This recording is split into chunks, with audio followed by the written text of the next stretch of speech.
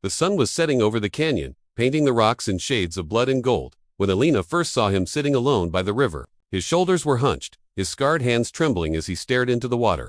She had heard the stories about the Apache warrior who had returned from the wars. The man whose name was spoken in whispers, the one they called Shadow Walker. They said he had done terrible things, that he carried the weight of 100 deaths on his soul. But all Alina saw was a man drowning in his own guilt, and she could not walk away. She approached slowly, her footsteps soft on the red earth. He didn't turn, but she knew he heard her. Warriors like him always did. She sat down beside him, close enough to show she wasn't afraid, far enough to give him space. For a long time, neither of them spoke. The river rushed past, ancient and indifferent to human suffering.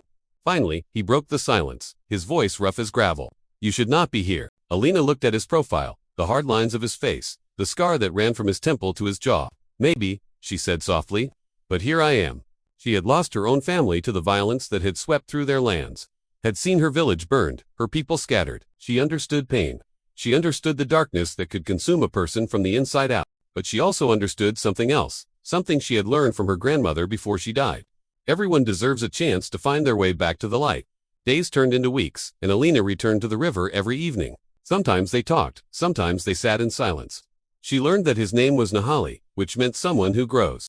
She learned that he had been 15 when they took him to war, that he had killed his first man at 16, that he had spent 20 years fighting battles that weren't his own. She learned that he dreamed of the faces of those he had killed, that he woke up screaming, that he believed his soul was beyond saving. "You deserve peace, not me," he growled one night when she asked him why he isolated himself from the tribe. "I have done things that cannot be forgiven."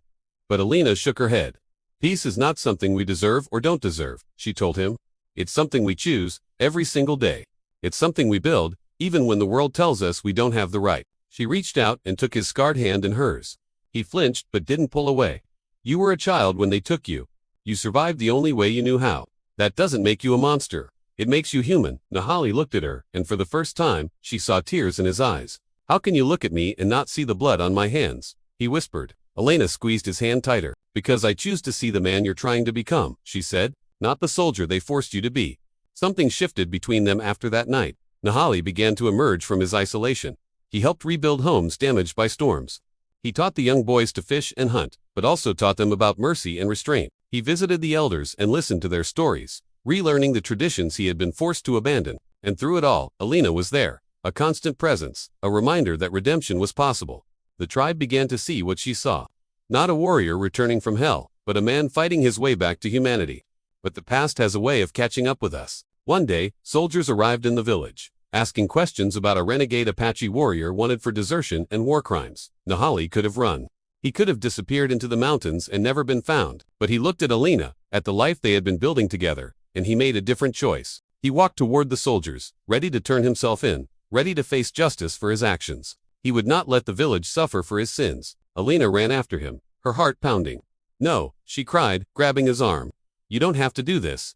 But Nahali shook his head, his eyes filled with a sad acceptance. "I do," he said quietly. "This is the price of peace.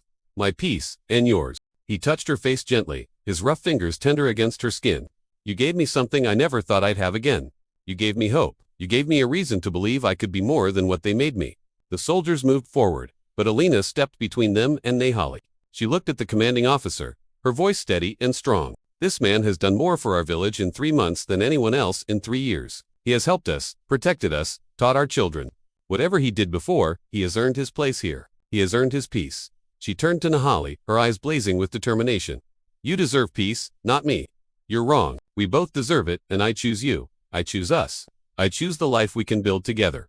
The commanding officer looked between them, saw the determination in Alina's eyes, saw the hope in Nahali's face, saw the villagers gathering around them in support. He sighed, a long, weary sound. "Sometimes," he said slowly, "the law and justice are not the same thing." He turned to his men. "We found nothing here." As the soldiers rode away, Nahali pulled Alina into his arms, and for the first time in 20 years, he wept. Not tears of pain or guilt, but tears of gratitude, tears of redemption. Alina held him as the sun set over the canyon, painting their future in shades of gold. And promise, knowing that sometimes the bravest thing we can do is choose love over fear, hope over despair, and forgiveness over judgment.